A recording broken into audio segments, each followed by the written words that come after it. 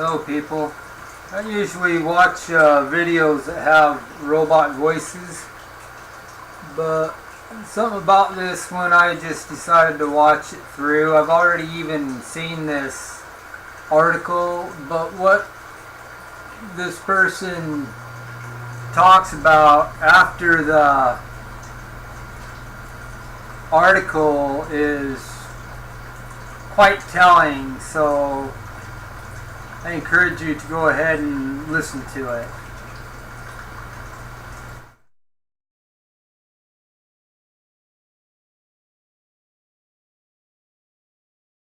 My name is Alison on Ipkiss. I'm sorry about my voice, I have a cold. In the year 1900 most people still believed the earth to be flat like their senses tell them it is. It was laughed at and was mocked by most. This newspaper article proves how people actually thought in 1900. You will be very surprised to hear that people were being threatened to be burned at the stake for teaching these false teachings. Corrupting children's minds outraged the public. Please read the article, it's compelling. Link provided in the description. I am going to read the article then give you my theory of what really happened. The Cook County Herald. April 21, 1900. It is painful to read that Sir John Gorst, the head of the British Educational Department, is in serious trouble and has been threatened by Mr. Ebenezer Breach and other taxpayers of the city of Portsmouth in the Kingdom of England. With prosecution under the Impostors Act, it seems that the schools of Portsmouth have been teaching the damnable and heretical doctrine that the earth is a sphere. Sir John's attention has been called to this dissemination of seditious and treasonable doctrine, but he has refused to correct the abuse.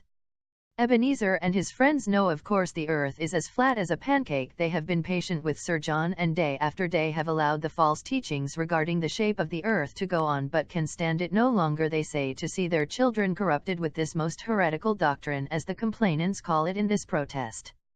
Sir John Gorst has many political enemies, and even his political friends don't always agree with him, but the depth of his depravity was not known until he was unmasked by Mr. Ebenezer Breach and his friends. Sir John may cavort about Parliament and deceive some people.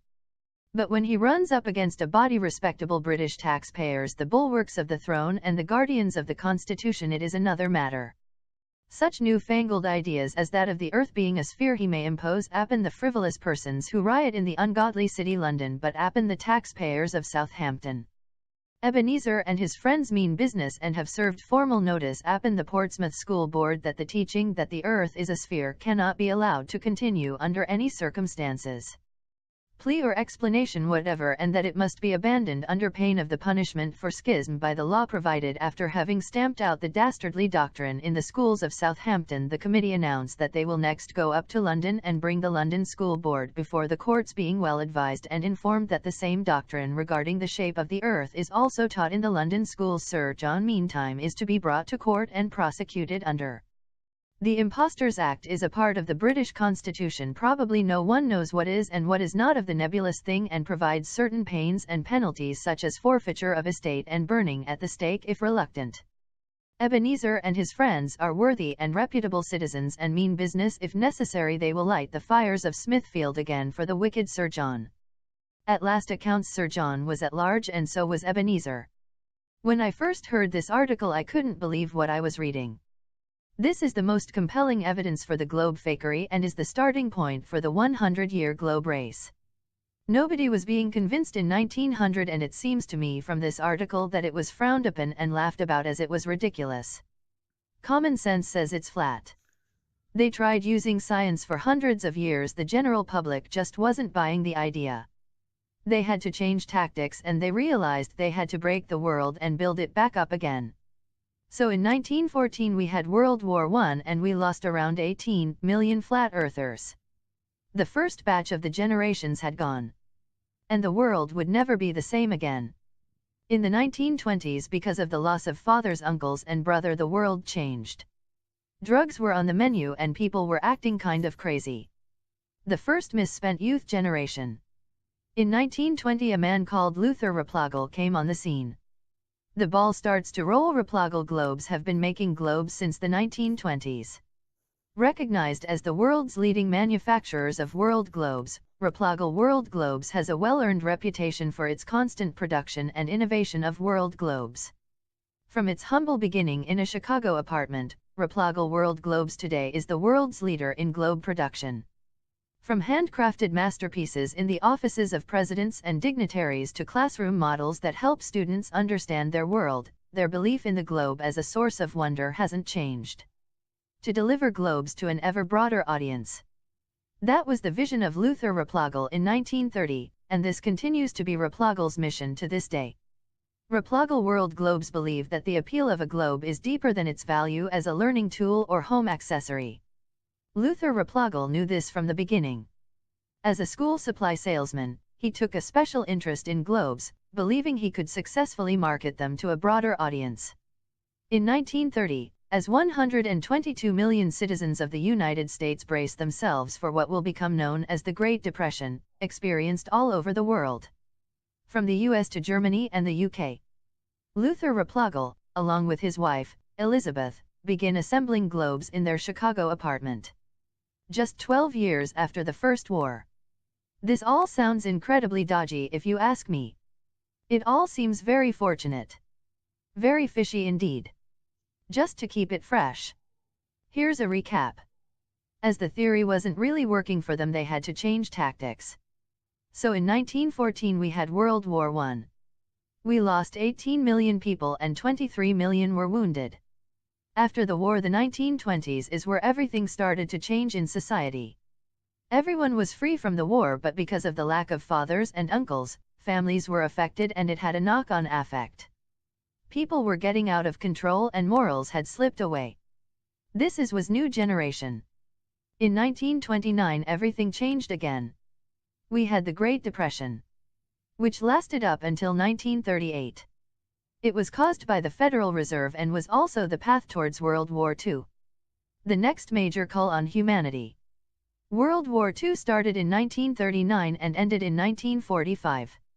At the end of the war we had lost 2.8 billion lives. Let that sink in. That's 2.8 billion. In 6 years, with more to go unfortunately. Men, women, and children. Slaughtered for what exactly? Everyone was so happy at the end of the war but had lost far more than they had realized. People are now waking up in a new world totally transformed in less than 50 years. And still no globe news, just distraction to keep us occupied until the brainwashed children grew up. While the war was in full swing, the Rockefeller Foundation got hold of our children's brains, and common sense was slowly being replaced with utter nonsense. With the help from Luther Replogle, the world truly changed.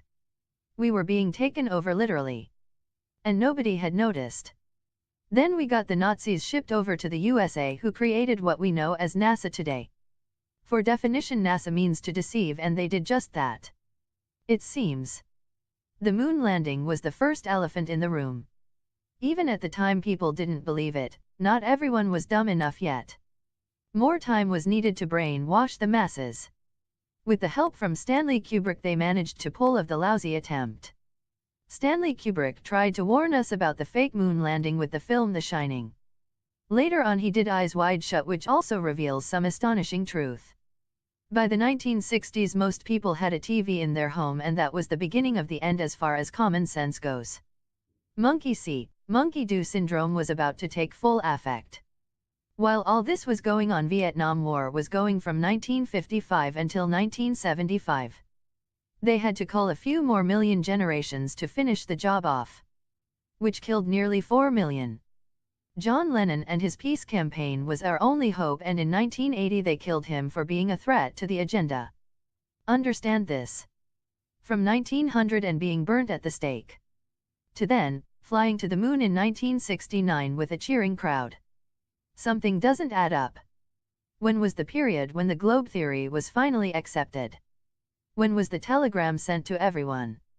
Where is the front page article of the world coming together as globe earthers? It never happened. Most people were killed or hugely affected by all of these wars. Our leaders just gently eased it into our education system while people were either at war or getting over it. The talk of 500 years is a myth and a total distraction from the reality of the horrific truth. You don't need 200 proofs with the facts. Surely one proof is enough. If you turn the clock back until when they first starting to share the theory and ask yourself how people would have reacted, and how hard it would have been to actually convince people they lived on a ball. I imagine the first thing they would have said was not very polite, or just laughed. Especially when they start to actually explain the idea. I really can't see them having any luck at all. It took nearly 100 years to convince the whole world using murder and brainwashing. This is the sad truth. They killed every living flat earther in World War I and World War II. And corrupted children's minds. Children were coming home teaching parents about the world they live in. Now that you now know the truth, do realize that you are still under a hypnotic trance, designed to keep you busy. Hence all the proof videos. I mean, come on. We all know what water does. It's why we call sea level sea level. Because water does not curve.